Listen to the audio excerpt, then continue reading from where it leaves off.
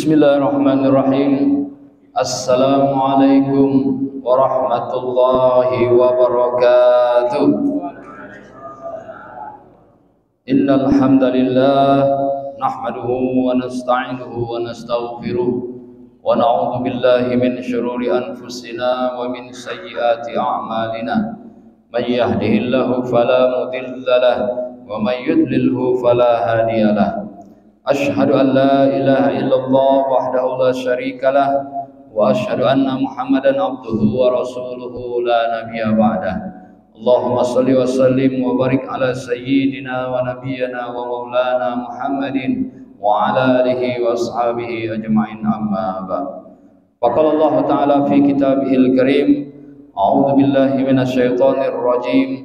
Bismillahirrahmanirrahim. Subhanaka la ilma lana illa ma 'allamtana innaka antal alimul hakim. Rabbi shrah li sadri wa yassir li amri wahlul 'uqdatam min lisani yafqahu qawli. Rabbi zidni ilma warzuqni fahma. La haula wala quwwata illa billahil aliyil azim. Pertama-tama yang saya hormati Ketua Masjid Izzatul Islam beserta seluruh pengurusnya, yang saya hormati Bapak RT, Bapak RW, Bapak-bapak, ibu-ibu sekalian yang saya muliakan, para alim ulama, pemuka masyarakat, para ustadz dan ustazah, para haji dan hajah, serta bapak-bapak, ibu-ibu, hadirin sekalian yang hadir pada kesempatan ini. Alhamdulillah, syukur dengan izin Allah kembali kita dapat bersama-sama melaksanakan salat subuh. Pada subuh ini alhamdulillah Allah mudahkan langkah kaki kita, dimudahkan Allah kita melenggangkan tangan kita menuju ke Masjid Izzatul Islam ini untuk bersama-sama melaksanakan salat subuh secara berjamaah dan mendengarkan tausiah setiap hari Ahad subuh ini daripada program Dai Pemkot Kota Madia Palembang. Alhamdulillah, pada kesempatan ini kami mohon izin untuk sebagai di minggu kedua ini mengisi di Masjid Izzatul Islam ini, perumahan Patra Sriwijaya ini. Mudah-mudahan bersamanya kita ini untuk niat karena Allah Subhanahu wa taala, dan mudah-mudahan selama kita di masjid ini kita akan dinilai ibadah di sisi Allah Subhanahu wa taala. Mari kita niatkan dengan niat yang itikaf setiap kita di masjid. Mudah-mudahan semua dosa-dosa kita diampuni Allah, dan mudah-mudahan amal ibadah kita diterima Allah Subhanahu wa taala. Amin ya rabbal alamin. Bapak Ibu hadirin sekalian yang dirahmati, yang dimuliakan Allah Subhanahu wa taala. Alhamdulillah, hari ini kita puasa sudah di hari yang ke-9 ya. Insyaallah, kalau tidak salah hari yang ke-9, artinya tidak terasa bulan Ramadan ini kita lalui cukup begitu cepat. Artinya dari hari demi hari, 10 hari pertama ini yaitu rahmat Allah diberikan kepada kita semua. 10 hari pertama ini akan segera berakhir. Besok sudah 10, hari ini 9. Artinya apa? Semakin kita, semakin hari, semakin akan meninggalkan bulan Ramadan ini. Jadi jangan sampai kita tergolong orang yang rugi karena berlalunya Ramadan ini tidak diisi dengan meningkatkan aktivitas ibadah kita kepada Allah Subhanahu wa taala.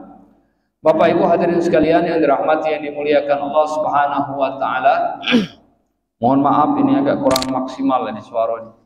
Ya, akibat dari kemarin itu bersin itu nikmat juga. Begitu bersin rasanya di urat lehernya ada yang tertarik ya. Nah, diurut ya bicanya. Jadi mohon maaf ini. Jadi agak tersendat. Kalau menelan ludah itu sakit di bagian belakang ini. Jadi ya namanya kita diuji Allah Subhanahu wa taala. Mohon maaf, bukannya rasa tak lemak, memang agak kurang fit suara ini kan. Dari semalam imam itu juga agak susah.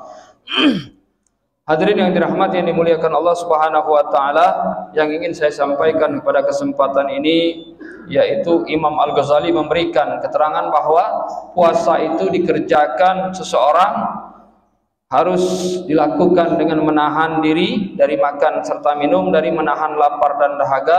Namun puasa ini juga dari sisi lain Imam Al-Ghazali menyatakan bahwa ada sisi batin yang harus dipuasakan dalam kita beribadah puasa ini, karena pada hakikatnya puasa ini melibatkan penjagaan diri kita terhadap seluruh anggota tubuh dari perbuatan maksiat dan dosa, yang pada ujungnya menjadi tali kita untuk menghubung kepada Allah Subhanahu wa taala.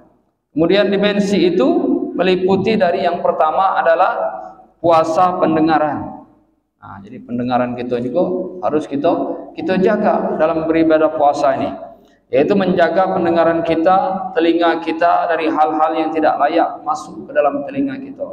Kalau terdengar di kuping kita ini mendengar sesuatu yang tidak baik, buka ke atau ngomongi sesuatu aib orang lain, ya, karena orang yang membicarakan aib orang lain itu dinamakan ghibah, ya. Sesuatu itu ada yang diomong gitu, tapi ketika orang itu tahu, orang itu rasa tidak senang dilakukan atau diomongi tadi, ya, kekurangan. Jadi kita ini bersyukur kepada Allah Subhanahu wa taala, kita yang hadir di Masjid Izzatul Islam ini aib kita masih ditutupi Allah. Kalau kita nak dibuka ke, aku yakin tak kati kita ini yang tak pernah salah. Al insanu mahalul khata'i wa nisyan. Manusia itu tempatnya salah dan lupa. Jadi kalau ada merasa manusia itu aku tak kati salah, aku ni ustaz lah 10 kali pergi haji umrah, itu ngerasa sudah tak kati salah lagi, itulah manusia yang salah, karena merasa tak kati salah. Kita ini manusia pasti ada salah, baik kita sengaja atau tidak kita sengaja. Baik itu kesalahan kita sesama manusia, namakan hablum minan nas. Kemudian kesalahan kita kepada Allah, hablum minallah. Pasti kita ada keliru, pasti ada salah itulah. Jadi maka dari itu kita berusaha bukan untuk selalu salah, tetapi berikhtiar kita untuk tidak melakukan perbuatan yang salah. Allah Subhanahu wa taala mengingatkan kita dalam firman-Nya surat Al-Maidah ayat 45. Sama'una lil kadhibi akaluna lis-suh. Artinya mereka itu adalah orang-orang yang suka mendengar berita bohong, banyak memakan yang haram. Nah, jadi mereka itu kata Allah suka mendengar berita yang bohong. Jadi kita tadi bukakan aib orang lain. Kadang-kadang berita itu belum tentu benar. Jadi kita mudah sekali, hati-hati zamanlah canggih ini, jangan galak terpicu atau termakan berita hoak. Kadang-kadang di situ di berita dibuatkan sudah meninggal dunia, padahal tidak, sehat walafiat. Kadang-kadang timbul fitnah dan lain sebagainya. Al fitnah itu asyaddu minal qatl. Fitnah itu lebih kejam daripada pembunuhan. Kalau kita ngomongi wong itu tidak hati yang dilakukannya, itu dinamakan fitnah. Kalau ada berarti kita membukakan aib dia. Nah, jadi maka dari itu kita hidup ini ibaratkan kita ini menendang bola ke dinding. Kalau kita menendang bola ke dinding, balik lagi ke kita. Jadi maka dari itu kita jangan sampai senang ketika melihat orang lagi susah. Tetapi susahlah ketika melihat orang lagi senang. Susah melihat orang lagi susah. Senang kita melihat orang susah, susah melihat orang senang. Jadi kita harus timbulkan sifat sosial kita. Susah kalau lihat orang susah. Senang ketika melihat orang lagi senang. Mudah-mudahan pacak berbagi bahagia tadi. Itulah sifat iblis itu. Tak senang dia kalau orang itu lagi senang, lagi jaya, lagi sehat. Mulailah itu timbul fitnah, mulailah itu riba, ngatoi dari belakang tadi, di depan baik, di belakang jahat. Itulah di wong itu, di wong Lembang itu manusia bermuka dua. Manusia banyak nak nyari muka. Nah ini yang boboto ini nyari muka ini ada. Nah, itu maka dari itu jaga nian sifat kita dimanapun kita berada. Kalau kita pacak bawa sifat kita, insyaallah akur. Nak di perumahan mana be? Perumahan Patra, perumahan Griasri, akur. Tapi kalau kita di mana-mana tadi punya sifat tak bagus itu, tak akan akur. Minyak campur macet di wong gerak. Jadi maka dari itu dijaga nian pergaulan kita. Depan, belakang, kiri, kanan, kate ngakor. Pindah be, jual rumah ini. Pindah lagi ke Pemkot. Lama itu puluh. Beda. Caknya di Gando sini aku dah kate yang cocok. Pindah Jaka Baring, Tegal Binangun sana. Sama baik. Kerok terus. Dah kate ngakor. Berarti kita yang harus introspeksi diri kita. Itulah tadi manusia tempatnya salah dan lupa. Tapi tidak selalu salah. Tidak selalu nak ngerasa paling benar. Ada kalanya kita ni dinasihati wong, oh berarti aku ni yang keliru. Mengucapkan istighfar dan terima kasih kepada orang yang memberikan nasihat kepada kita. Kadang-kadang adik-beradik lagi dah akor, apalagi sama orang lain. Jadi Rasulullah sallallahu alaihi wasallam tu suatu ketika dia mengaminkan doa malaikat Jibril. Ada 3 doa yang diaminkannya. Malaikat Jibril nak berdoa, ya Rasulullah, aminkan doaku. Diaminkan Rasulullah. Kata malaikat Jibril, ya Allah, jangan terima pahala ibadah dan puasanya wong yang galak durhaka kepada wong tuanya. Nah, hati-hati. Bersyukur kita wong tua kita yang masih hidup. Kalau sudah meninggal dunia jangan putus doakan selalu. Kadang-kadang wong tua itu dijadikan musuh. Ya Allah. Pernah terjadi, Pak. Kami tinggal tengah buntung sana. Emaknya diseretnya, digebuk pakai gayung. Pagi-pagi dimandi, gebuk pakai gayung, nyampak dari tangga, ya Allah. Emaknya tu. Dah lama itu mak telah tua tu, pagi geger main ini kan, mandi kan, sirap pakai ember. Pecah gitu tuh. Nah, dah calon ngomongnya. Jadi akhir-akhirnya meninggal maknya. Ibu kandung dia, karmanya sakit. Padahal badan besar, tegap tinggi, sehat gitu tadi ya. Nah, tapi Allah tadi, kuasa Allah tadi durhaka kepada orang tua. Akhirnya dia juga sakit dan meninggal dunia. Nah, tahu azabnya dalam kuburan. Kita sudah bisa membayang ke anak durhaka kepada orang tua, katik jaminan kecuali neraka itulah. Jadi maka dari itu jaganya akhlak kita, sifat kita. Jangan sampai wong tua pacak kita jadi kemusuh. Mumpung masih hidup minta maaf. Bahagianya wong tua itu bukan nyengok kita berduit, tapi nyengok kita bahagia. Wong tua melok bahagia. Bukan nak minta balas, tetapi minta kita itu senang baik, sudah cukup bagi wong tua kita itu. Kadang-kadang kita tak ada ngakui wong tua itu sebagai wong tua kita. Nah, itu yang bahaya tu. Kita ni artinya tanpa wong tua, bapak dan ibu kita dah kati kita di dunia ni. Maka dari itu Allah Subhanahu wa taala mengingatkan kita, wa qul qaulan karima. Jangan sampai kita ini berkata-kata yang tak bagus kepada orang tua kita. Ada pesan dari ustaz kami itu, kalau kita sudah berkeluarga ini, ada 3 ciri manusia itu. Ada pecah anak panah, ada pecah anak lumpang, ada pecah anak batu. Mak mana itu? Anak panah itu, Pak, kalau dia sudah melesat, tidak balik lagi ke busur. Kalau dia lah sudah menikah, lah sukses jadi orang kaya, tak lagi ingat dengan orang tuanya. Walaupun ditelepon, tidak galak balik. Lagi banyak gawe, sibuk dan itu anak panah tadi, lupa dengan orang tuanya. Seakan-akan orang tua itu dianggap sudah ada kati lagi, padahal masih hidup. Nah, sudah tua, lah miskin, nah ini kati yang dimakan, ada anak, ada Jakarta, ada di Aceh, ada di Malaysia. Kadang-kadang orang tua tadi nangis, tak baca dihubungi anak tadi, lah sukses. Itu anak panah, itu lupa dengan orang tua. Kemudian yang kedua, seperti anak lumpang. Anak lumpang itu, Pak, ibaratkan kita itu tak pacak hidup mandiri. Dari kita sudah masih kecil, sudah besar, sudah berkeluarga, masih nak bersama orang tua itulah. Cucung, anak royot situlah. Ya kalau orang tua mampu, alhamdulillah, pacak bersender, Tapi kalau orang tua susah juga, nah itu tak pacak mandiri.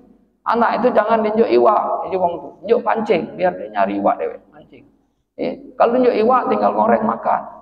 Jangan anak itu dikasih kasih sayang berlebihan, artinya dimanja terus, pacak dia hidup mandiri. Ketika orang tua sudah tak kati lagi, sudah biasa mandiri.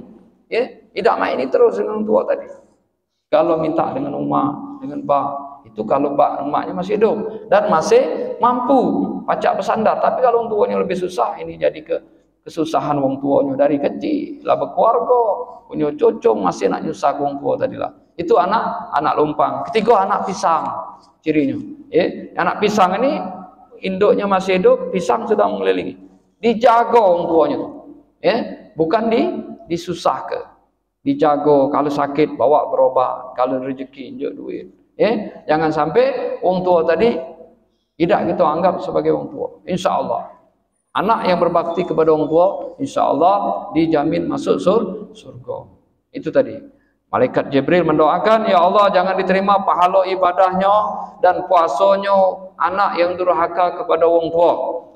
Kemudian Rasulullah mengaminkan doa itu. Amin, kata Rasulullah. Kalau yang berdoa malaikat Jibril, yang ngaminkan Rasulullah, doa itu insya Allah dikabul dan ijabah Allah. Kemudian yang kedua, Bapak Ibu, yang diaminkan oleh Rasulullah, doa malaikat Jibril, ya Allah, kata malaikat Jibril, jangan diterima pahala ibadah, salat, puasa, dan ibadah-ibadah yang lainnya seorang istri yang durhaka kepada suami. Nah, hati-hati ya, suami bini jangan dakor. Ya, ketika istri tadi mana Ustaz, laki ku ni tak puasa, minta buat ke kopi, ya dah. Iya, ngapa tak puasa tu? Sakit apa? Tidak, sehat. Gawe tak galak. Makan nak lemak, tidur nak nyenyak. Ini hari apa gawenya? Nyelot. Nah, hati-hati. Tidak seluruhnya harus ditaati tadi. Kaki aku masuk neraka Ustaz. Jangan dibuat ke. Pesan Ustaz Taufik Asnuri itu kan, kalau dia nak buat kopi tak puasa, tak usah dibuat. Tak apa-apa. Itu artinya mengajak nyerumus ke kita. Nyuruh bininya maling, jangan. Jangan galak. Nyuruh dia tadi berbuat yang sesuatu yang artinya melanggar perintah Allah. Kita nak sholat, tidak disuruhnya sholat, jangan. Zaman mainnya hari Bapak Ibu banyak bini tinggal ke laki. Napa? Itu tadi gawe dak semekuk tadi, yang Palembang tu dah. Makan lemak, tidur nak nyenyak, duit nak ada.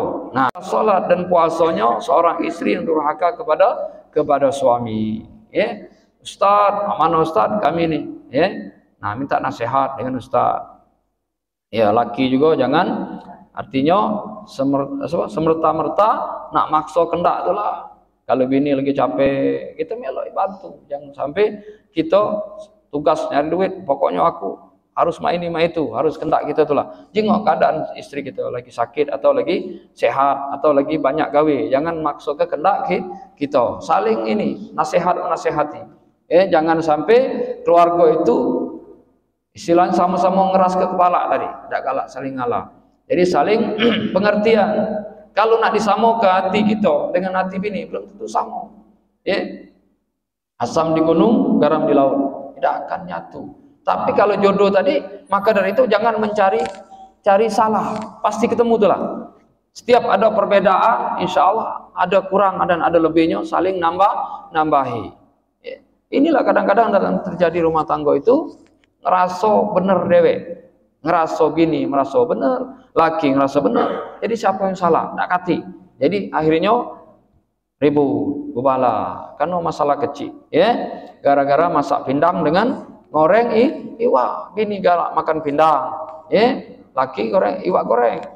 Dia juga ada makan di rumah lakinya tadi. Nah, maka dari itu saling nasihat menasihati. Itu yang kedua. Kemudian yang ketiga, kata malaikat Jibril, jangan diterima pahala ibadah salat dan ibadah-ibadah yang lainnya dan ibadah puasanya seseorang yang mengutus ke tali silaturahmi.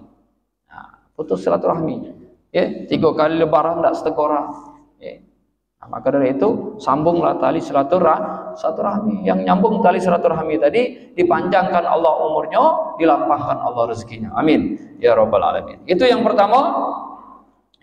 Menurut Imam Al-Ghazali, jadi puasa itu meliputi dimensi puasa batin.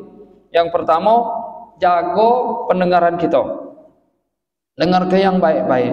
Dengar ke ceramah, dengar ke nasihat. Jangan sampai dengar ke yang tadi yang tidak bagus tadi. Dijaga telinga kita. Kemudian yang kedua, puasa lisan. Artinya kita harus menahan lisan kita dari ucapan-ucapan yang tidak benar, dusta, ghibah dan lain sebagainya. Rasulullah berpesan, man kana yu'minu billahi yaumil akhir falyakul khairan aw liyasmut. Barang siapa yang beriman kepada Allah dan hari akhir, hendaklah berkata-kata yang baik atau diam. Kemudian dalam hadis Rasulullah yang lain juga menyatakan bahwa man lam yada' qaulaz zuri wal amala bihi falaisa lillahi hajatun fi ayyada'a ta'amahu wa syarabahu. Siapa yang tidak meninggalkan perkataan dusta dan perbuatan dusta, maka Allah tidak butuh ia meninggalkan makan dan minumnya. Hadis riwayat Bukhari. Jadi kalau kita tidak ngomong bohong dan berkata dusta tadi, kata Allah tidak usah puasa kalau tak pacak nyanggung mulut tadi. Itu hadis Rasulullah, hadis sahih riwayat Bukhari. Jadi jaga juga kita puasa tadi bukan pendengaran baik tapi lisan kita.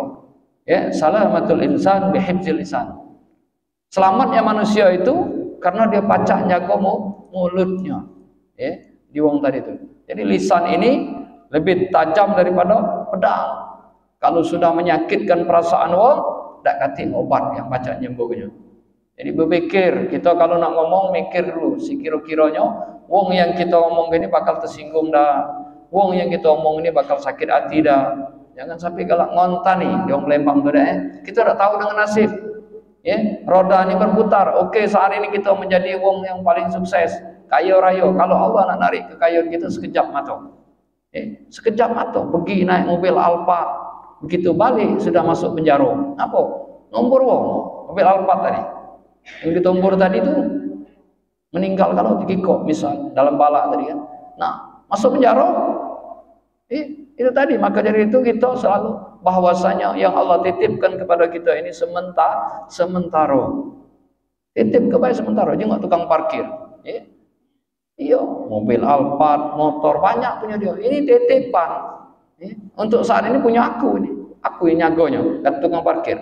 Kalau orang berduit, aku yang nyago mobil. Untuk sementara, kaget uang yang sudah balik dari tadi dimbeknya lagi. Nah, habis saja titipan tadi. Begitupun dengan kita. Kalau kita meninggal dunia, habis. Katik lagi. Katik mobil itu dibawa masuk ke dalam kubur. Nak meninggal dunia, kubur bersama mobil Alphard. Dengan mobil mewah, emas, bawa masuk dalam kubur. Tak kati. Cuman kain kapan itulah yang masuk dengan kita. Dan amal kita yang menyertai kita tadi. Nah, jadi puasa mulut juga lisan, lemaklah diam. Diam itu emas daripada kita ngomong, tapi tak bagus ketika kita ngomong tadi di masjid ngaco arut, ngomong kotor. Lagi hati-hati yang kalau ngomong kotor itu, ketika sakaratul maut itulah yang diucapkannya. Nah, tak pacak mengucapkan kalimat tauhid, la ilaha illallah. Maka dari itu dijaga lisan kita, jangan sampai berkata-kata yang tidak ada manfaatnya. Dah tinggal kita balik, malah kita diam, tidur atau melakukan aktivitas yang tidak ada kira-kira ngatoi wong. Kemudian yang ketiga, yaitu menurut Imam Al-Ghazali, puasa itu meliputi puasa penglihatan mata. Nah, ini godaan kita ini di HP.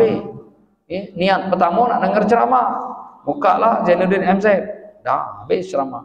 Kemudian buka Abdul Somad, buka lagi Ustaz Adi Hidayat. Kapan muncul iklan? Nah, betino berjoget.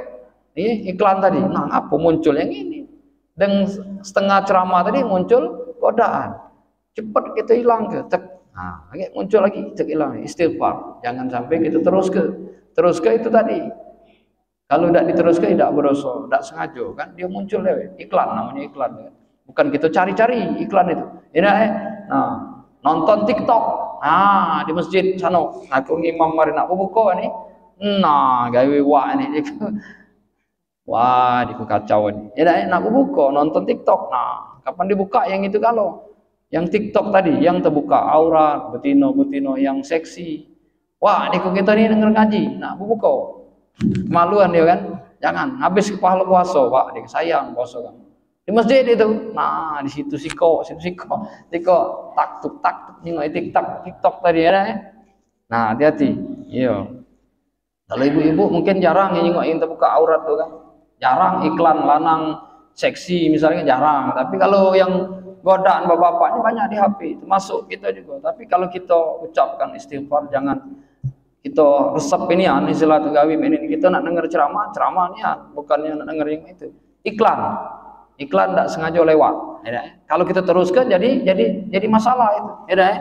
Kalau kita tak sengaja tidak ada berdosa. Tapi kalau kita sengaja kita ulangi lagi. Nah, urung dengar ceramah tadi. Kemudian yang ketiga tadi penglihatan.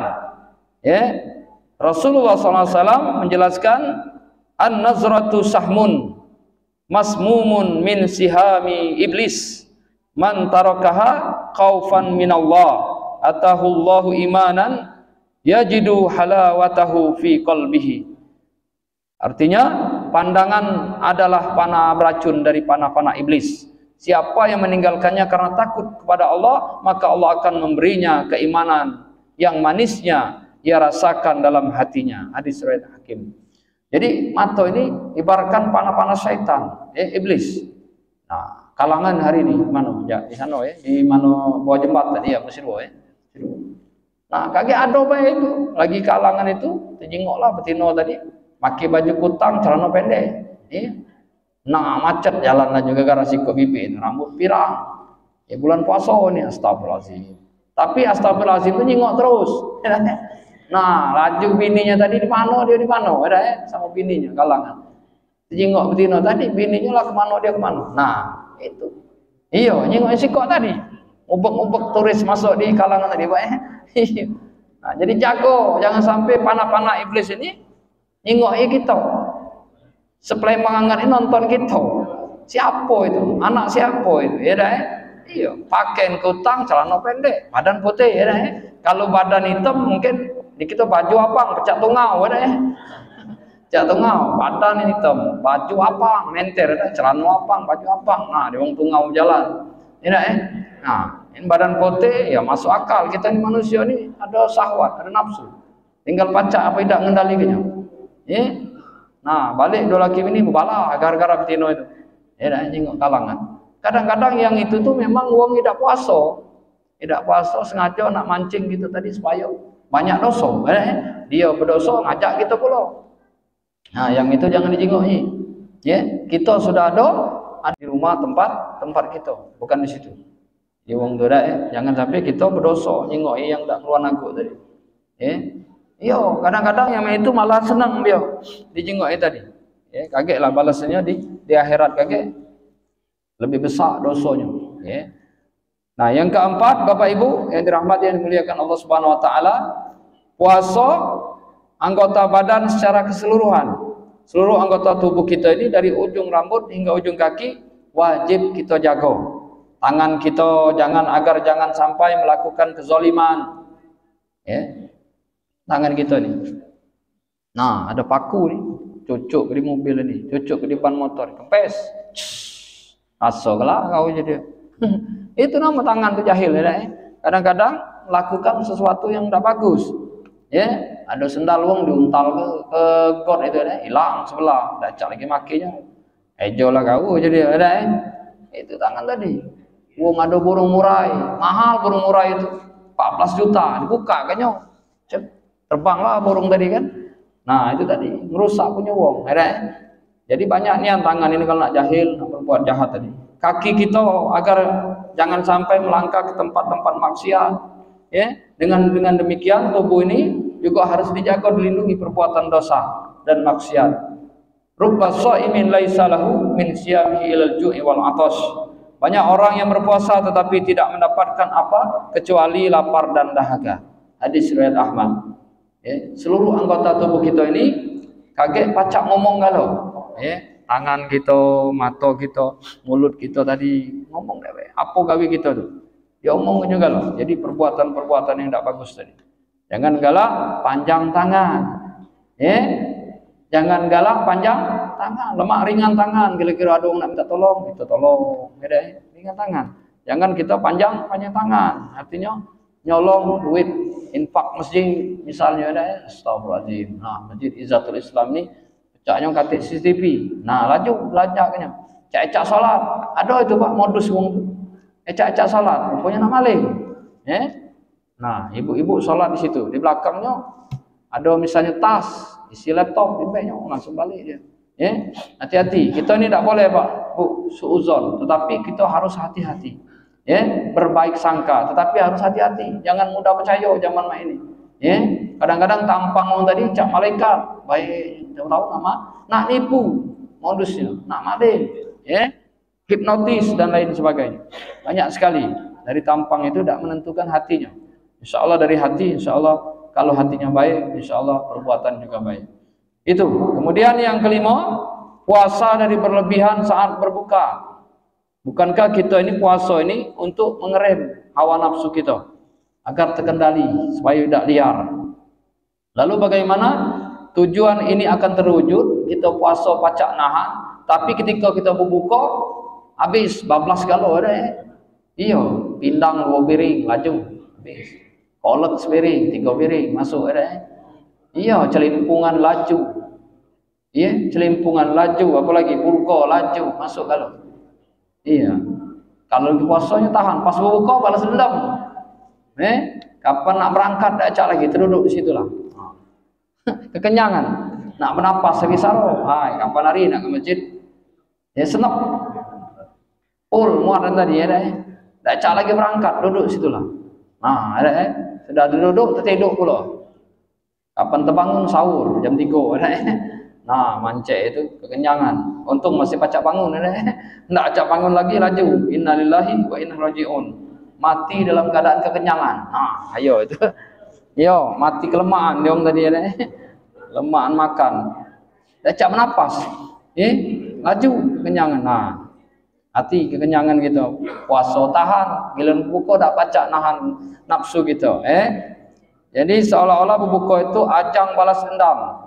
Allah mengingatkan kita dalam firman-Nya surat Al-A'raf ayat 31 tentang makan ini jangan sampai berlebihan. Wa kulu washrabu wa la tusrifu innahu la yuhibbul musrifin. Makan dan minumlah tetapi jangan berlebihan. Sesungguhnya Allah tidak menyukai orang-orang yang berlebihan. Sedang-sedang baik. Aku ini dikit sampai ini dikit, lama banyak juga. Iya, dikit tadi tu hitungan dia orang dikit tadi. Iya, sedikit. Karena makanannya banyak, dicicip kalau kenyang juga. Iya. Akhirnya kita nak maghrib itu kan dari maghrib ke isya itu sedikit waktunya. Jadi kalau kita tak pacak ngerim tadi, laju kalau dah. Malas kita nak solat isya itu. Maghrib lewat. Isya apalagi tarawih sudah selesai mengas. Ada juga yang tak puasa Pak. Ecak berbuka. Aja tu dah. Jalan macet kalau kita di Gandusin jarang ada. Sana tengah kota itu. Nak ke mana? Bukber. Buka bareng. Sehingga cap takuan mobil berderet pinggir jalan macet jalan. Solat maghrib tidak. Mana nak solat puasa lagi dah. Ecak-ecaknya baik. Ecak buka bareng. Jadi itu dah. Lanang betina kumpul bukan muhrim tadi. Mudah-mudahan bukan anak kita itu dah. Pegang tangan, pegang ini. Banyak ke dosa bulan puasa ni dah. Wong tua melok berdosa. Puasa lagi dah. Di wong non muslim takuan aja. Budak-budak ini ngomong nak buka. Awak tidak sembahyang. Maghrib tidak dah. Iyo, isya tidak, apalagi tarawih. Balik jam 10 malam. Anak siapa tu? Anak orang sana juga ada daerah Merah Mata sana ada. Iyo. Jadi hati-hati, jangan nimbulkan fitnah. Kita dijenguk wong non Islam. Puasa dia ni. Solat tapi dah. Mana yang benar katanya? Padahal solat itu yang paling utama ibadahnya. Awaluhu ma yuhasabu alaihi al-'abdu yaumal qiyamah as-shalah. Amalan yang pertama kali dihisab itu adalah ibadah solat. Tapi dia ini solat ditinggalkannya puasa di jalan kenyang. Rusak ibadah puasanya karena tidak solat. Solat itu yang paling utama. Kalau solatnya baik, insya Allah amalan yang lain-lain ikut baik. Bapak Ibu hadirin sekalian dirahmati Allah Subhanahu Wa Taala, yang keenam yaitu puasa hati. Kata Imam Al-Ghazali, inti dari puasa batin kita. Hati harus kita puasa ke hati ini dengan menjaga dari kotoran-kotoran seperti rasa sombong, iri hati, dengki, bangga diri, cinta dunia dan takut mati. Cinta dunia, takut mati. Ada wong tomak. Tomak itu to mim ain. To itu lehernya panjang. Perutnya besar, mulut mangap. Jadi 3 itu. Wong tomak itu serakah, rakus.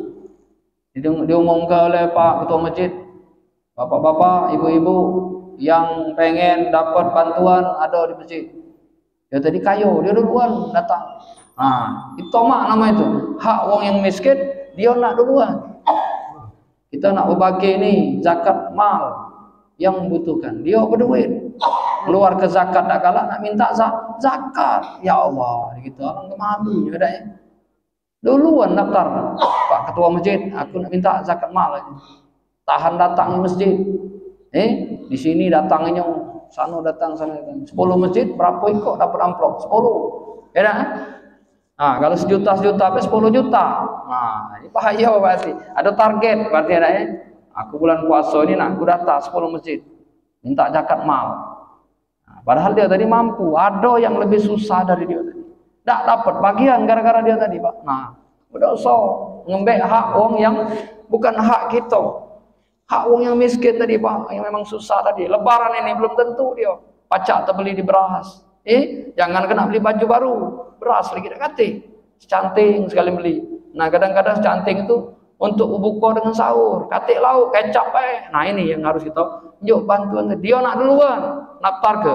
Nemui ketua masjid, minta tolong Pak, aku ya zakat malnya jangan lupa. Agak dia Pak ketua masjid. Kita jenguk dulu warga sini. Nah, itu. Jangan basing kita nak bagikan tidak sesuai dengan yang memang membutuhkan bagian tadi. Bapak Ibu, puasa hati.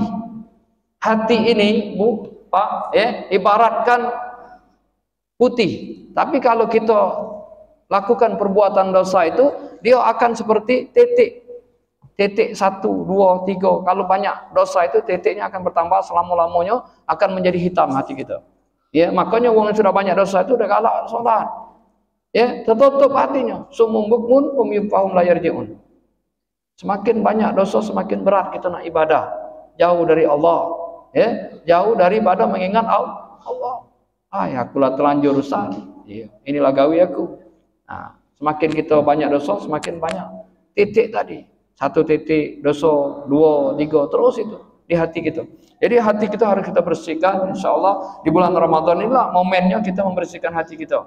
Banyak kita membaca Al-Quran, banyak kita berzikir. Nah, itu. Kemudian selain kita puasa hati, yang ketujuh, yang terakhir menurut Imam Al-Ghazali, yaitu memposisikan hati kita antara rasa takut dan harapan kepada Allah Subhanahu wa taala. Takut apa? Takut kalau ibadah kita tidak diterima Allah. Harapan kita harus optimis bahwa Allah itu menerima semua amal ibadah yang kita lakukan. Amin ya rabbal alamin. Kemudian Imam Hasan Al-Basri dalam petua bijaknya menyatakan, sesungguhnya Allah menjadikan bulan Ramadan sebagai arena lomba bagi makhluk-makhluknya untuk berlomba dalam ketaatan kepadanya. Ada yang maju dan menang, ada pula yang tertinggal dan kalah. Nah, di mana posisi kita? Maju dan menang atau tertinggal dan kalah? Wong yang tertinggal dan kalah itu ialah tadi bulan Ramadan berlalu tapi tidak diisi dengan ibadah. Rasulullah SAW itu kalau bulan Ramadan ada 3 amalan yang ditingkatkannya. Yang pertama amalan ibadah sholatnya. Dijaga sholat rawatibnya, sunnah rawatibnya, dijaga sholat duha, dijaga sholat tahajudnya. Sholatnya ditingkatkan amaliannya. Kemudian yang kedua yang dilakukan Rasulullah itu dalam bulan Ramadan banyak berinteraksi dengan Al-Quran. Ibu-ibu mungkin nak tadarus, kata Pak Ketua tadi, insyaAllah cukup lah waktunya. Karena nak katik juga nak balik, nak makan, insyaAllah cukup. Nah, jadi banyak berinteraksi dengan Al-Quran, tadarus sama-sama atau sendiri-sendiri, mendengarkan majelis taklim, kajian Al-Quran. Itu yang dilakukan Rasulullah. Yang kedua. Kemudian yang ketiga, Bapak Ibu, yaitu menyiapkan infak terbaik untuk di bulan suci Ramadan ini. Tidak mesti banyak, yang penting ikhlas. Ada cerita dikit Pak sebelum aku tutup. Cerita ini cerita nyata. Jadi kawan kita telepon aku. Nah, dia ini uangnya getah basah Pak. Getah basah tuh di kita tadi pelit bahasa Palembangnya. Jadi tidak galak berinfak ceritanya, tidak galak berinfak. 10.000 tidak galak setiap khutbah Jumat itu kan. Jadi suatu ketika Pak Ketua, dia ini khutbah lah di masjid daerah Palimus itu. Nah, begitu nak khutbah Jumat itu kan masuk masjid, ada wong nak minta bantuan yang dari mungkin pondok pesantren atau dari yatim piatu itu kan, amplop kosong. Tinjuknya lah pas nak masuk masjid, dimbeknya oleh kawan aku, masuk ini. Nah, masuk gamis. Jadi setelah dia khutbah, ada titipan dari masjid itu untuk dia. Untuk dia, bisaro dia tadi sebagai pembaca khutbah tadi. Nah, dinjuklah dari masjid. Begitu dinjuk dari masjid itu, Pak, dimasukkan tong. Pas nak keluar masjid, dinjuknya yang dari masjid tadi. Amplop kosong dibawanya balik. Nah, dikau. Begitu datang ke rumah dibuka, tak kata isi. Rupanya yang dari uang yang minta tadi. Nah itulah kata aku, itulah tanda-tanda wong ketabasa. Akhirnya ditarik Allah nikmat kau tadi supaya kau berinfak, bersedekah. Akhirnya dia dapat kosong. Nah katanya Ustaz, aku dapat zong hari ini. Ngapa? Yang ada isi tadi kunjuk uang tadi galau-galau. Yang aku bawa balik yang kosong dari uang tadi. Nah itulah dia. Tanpa izin Allah tak mungkin terjadi, Pak. Tak? Pasti itu ada hikmahnya. Nah itu makanya Allah nyuruh kau tuh, maksa kau tuh supaya berinfak sebelum apa yang kita ada ditarik Allah. Nah, mungkin dia tadi tidak ada niat nak ngenjuk uang tadi. Maka dibaliknya lagi yang kosong tadi, perasaannya. Rupanya yang diinjuknya dengan uang yang minta itu yang ada isi, yang dari masjid itu. Nah, selesai ini kau. Jangan disesali ini kau, ikhlas kelawak ya. Ya, itulah tanda-tanda di uang getah basah. Aku kan kawan deket katoi. Rasa kelak di kau getah basah. Untung motor kau dah hilang nih kau. Oi, kawan ingatkan doa yang tidak benar. Ya dah baca. Itulah akibat orang getah basah itu kakek ditarik nikmat itu. Ya.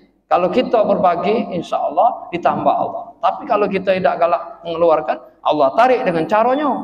Ya dah, dengan cara Allah tadi, tanpa kita sangko-sangko.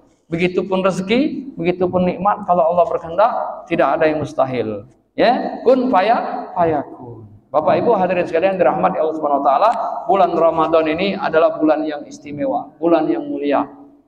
Ya, nah mungkin minta dikit lagi lah cerita ini, cerita aku dewek Pak. Di bulan puasa ini kita bertemu dengan malam Lailatul Qadar, mimpi. Ada dari melihat sesuatu keanehan, ada bertambah ketaatannya, ibadatul lemahnya. Itulah tanda-tanda dapat malam Lailatul Qadar. Aku waktu masih di pondok pesantren dulu Pak, jadi itikaf di masjid ceritanya. Cerita nyata nih Pak. Jadi malam itu tak baca tidur aku nih. Balik itu kadang tidur masjid, balik bangun ke sahur, cara di dusun. Ya dah banyak habis itu. Nah, jadi aku ini malam itu tak tidur. Sekitar jam 1:30 tuh. Dari sore itu tak tidur. 1:30 itu duduklah di teras masjid. Begitu malam itu 1:30 itu tidak hujan, cuaca itu cerah.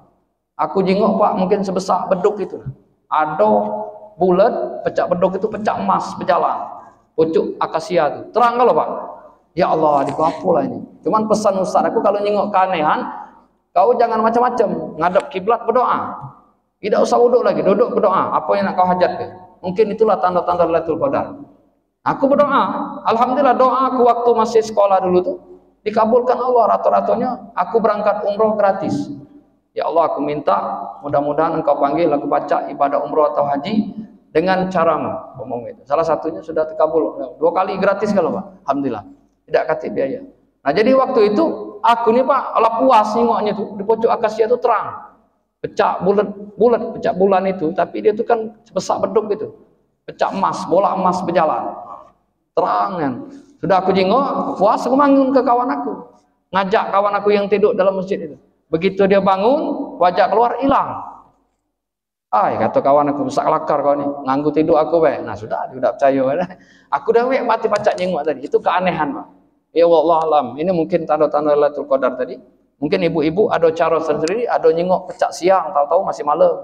Ada, pokoknya ada keanehan lah. Ada dari mimpi, ya, mimpi mungkin yang bagus-bagus, insya Allah. Mimpi dijengokkan Allah di langit surga, mungkin insya Allah. Ya, itu tanda-tanda kita. Ya dari awal ini istiqomah, dari awal sampai akhir. Tergantung niat kita dan berharap dengan Allah. Ya Allah, mudah-mudahan tahun ini aku dapat malam Lailatul Qadar. Amin. Ya, Lailatul Qadri khairum min alfi syahr. Ya, Lailatul Qadar itu lebih baik daripada 1000 bulan. Hitungannya mungkin sekitar 83-84 tahun. Ada di sini yang berumur 90 tahun. Belum ada ya? Nah, kita beribadah selama itu. Ya, insya Allah. Mudah-mudahan aku baru 40 tahun ini, insya Allah. Ya, baru 40 tahun. Kalau separuh jalan, ada dari 80 sekian tadi. Nah, mudah-mudahan kita berdoa di bulan yang istimewa ini, kita yang hadir pada hari ini kakek dapat malam Lailatul Qadar. Amin ya rabbal alamin. Dan mudah-mudahan apa yang kita hajatkan di bulan Ramadan ini Allah kabulkan doa-doa kita ya. Karena orang berbahagia itu ketika wong puasa itu ketika nak berbuka dengan nanti di akhirat kita akan bertemu dengan Allah Subhanahu wa taala. Amin ya rabbal alamin. Inilah mungkin yang dapat saya sampaikan pada kesempatan ini. Lebih dan kurangnya saya mohon maaf. Kalau ada baiknya itu datang dari Allah. Kalau ada kekeliruan kata atau penyampaian kurang berkenan di hati itu datang dari pribadi saya sendiri. ma asabaka min hasanatin faminallah wa ma asabaka min ma asabaka min nafsik. Jadi kalau ada salah itu datang pribadi saya sebagai manusia biasa. Al-insanu mahlul khata' wa nisyan. Kepada Allah kita mohon ampun atas dosa-dosa kita. Mudah-mudahan Allah ampuni dosa kedua orang tua kita, kakek-kakek kita, buyut-buyut kita, keluarga-keluarga kita, baik yang masih hidup atau telah meninggal dunia, dan mudah-mudahan kita semua nanti dikumpulkan Allah di dalam surga Allah Subhanahu wa taala. Amin ya rabbal alamin. Subhanakallahumma wa bihamdika asyhadu an la ilaha illa anta astaghfiruka wa atubu ilaik. Wabillahi taufik wal hidayah. Wassalamualaikum warahmatullahi wabarakatuh.